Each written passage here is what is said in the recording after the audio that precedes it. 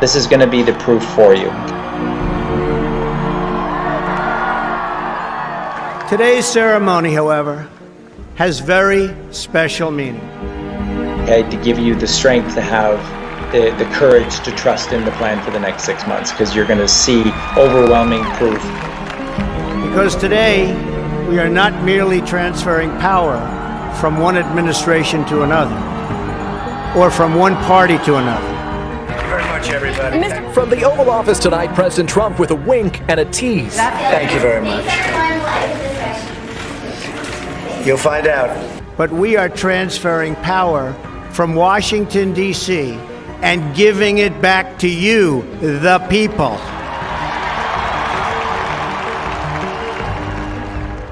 Every single government on earth, all of them, have capitulated over to Trump. White House veterans warn words matter. Those words that come out of the president's mouth have an impact all around the globe, and sometimes there are unintended consequences because of the words that are spoken. Mr. President, I'll give this ball to you, and now the ball is in your court.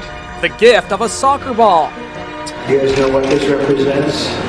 Tell us, sir. Maybe it's the calm before the storm. What's the storm? Could be the calm before the storm. What storm, Mr. President? You'll find out. Do not allow anyone to tell you that it cannot be done. No challenge can match the heart and fight and spirit of America. We will not fail. Our country will thrive and prosper again.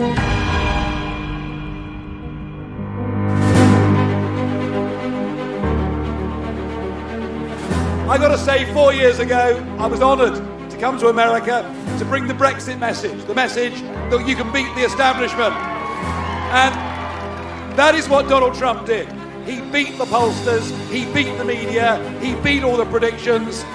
And here's the worst bit, they've never forgiven him for it. They've never, ever forgiven him. They have spent 4 years trying to delegitimize him. 4 years of the Russia hoax. 4 years of the false impeachment. Most human beings under that barrage would have given up. This is the single most resilient and bravest person I have ever met in my life.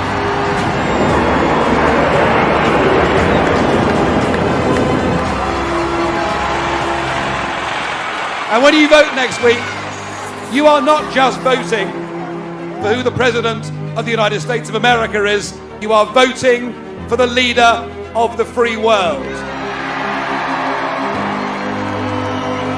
You are voting for the only current leader in the free world who has got the guts to stand up and fight. It's just chaos all the time. It seems like he's the commander of the chaos. To fight for patriotism, to fight against globalism. You'll be voting for the only leader in the Western world with the real courage to stand up to the Chinese Communist Party. And a man who in 4 years hasn't just cut your taxes, hasn't just improved the economy, but a man who right now is bringing Israel together with Arab nations. We have before us a rare opportunity to bring security and stability and peace to this region and to its people, defeating terrorism and creating a future of harmony, prosperity, and peace. And that's what he's done. After 49 years, Israel and the United Arab Emirates will fully normalize their diplomatic relations. They will exchange embassies and ambassadors and begin cooperation across the board. And I wish you Godspeed. I really do. Thank you.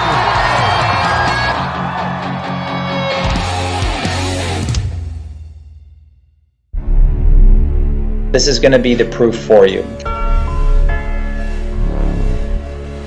And he took 6 months to clean the swamp in Washington.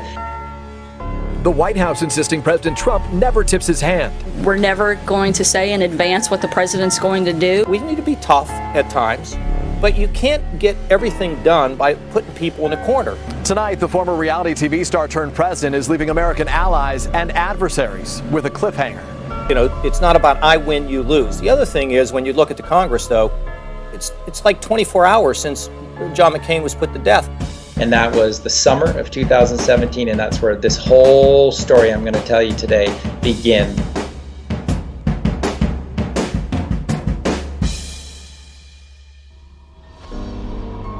If it wasn't for us being so asleep, none of this would have been allowed to happen. Billy, stop. Okay, stop, you too. Okay, stop. All I can say to you is that we are responsible, all of us. Are you f***ing kidding me? The Super Bowl? The next 6 months are an opportunity. It's an opportunity for all of you to become the kind of hero that you've always wanted to be in your eyes.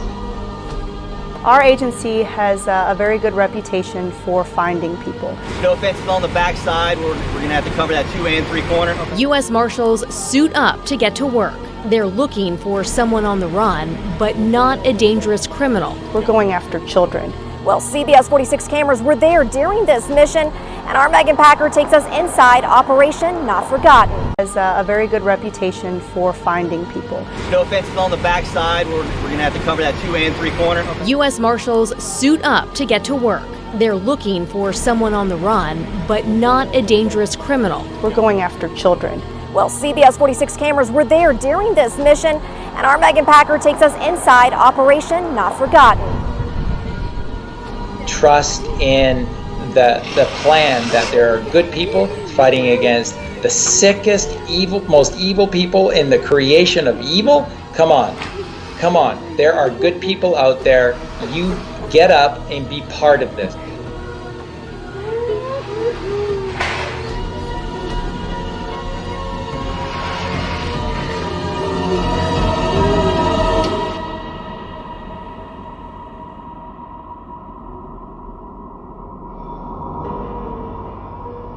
Everything is about Donald Trump and the abbreviation that you get with Q called D-Class or DECLAS.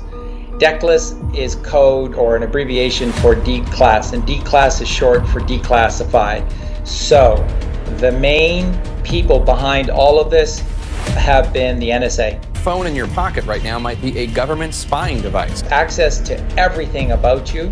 As soon as that information became available, a group of people within the military said, this is our chance. The NSA's Security and Counterintelligence Directorate, also known as the Q Group, is the agency's internal police force.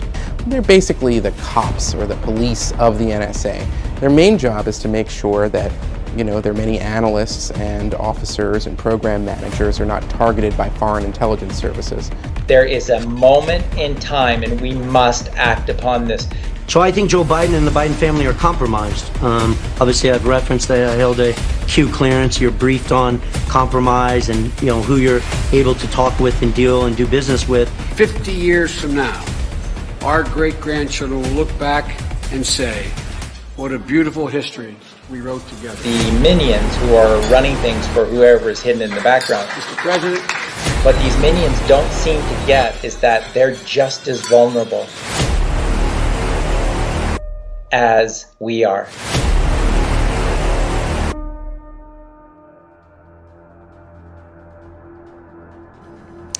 Meanwhile, as the Trump-Comey storm grows, the president kicked off his first foreign trip as US leader.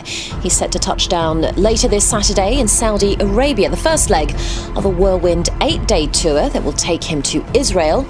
And then he went to Saudi Arabia first because he needed to. There's a reason he went to Saudi Arabia first. All eyes are, of course, on Trump as he takes his first steps as head of state on the world stage. All believe is it was the crown prince at that time. Now he got right into the whole adrenochrome thing. What is this shit? That stuff makes pure mescaline seem like ginger beer, man. Adrenochrome. Adrenochrome? You are a disgrace not only to the GOP, but to all of America. Withdraw from the U.S. presidential race, as you will never win. This is all because this Al-Waleed got sucked in by the cabal, the 13 families, one of the three main arms of their weaponry. And there are a lot of Saudis that didn't like this. They knew what was going on and they didn't like it. But there's a lot of people that draw lines with children. Really don't think he's the right messenger for a message, to bring a message of peace and unity to the Middle East. Of a pretty stunning moment. Jim was talking about the publicity of this. Well, Saudi King Salman presented that to the president. It's a gold medal. The collar of Abdulaziz Al Saud is what it's called, and it's the nation's highest honor. What is the symbolism there? What is the intention as he gives him that honor? Because already what we are seeing, the grandeur of this welcome, is so different from what we've seen with past presidents. When Trump arrived in the summer of 2017, he laid out all of the documents. That's what they did to everyone. They had folders, and the folders had all the documents. These are some of the 33 Haitian children an American Baptist group allegedly tried to unlawfully take out of the country on Saturday. Annalberia is a small village with a painful past.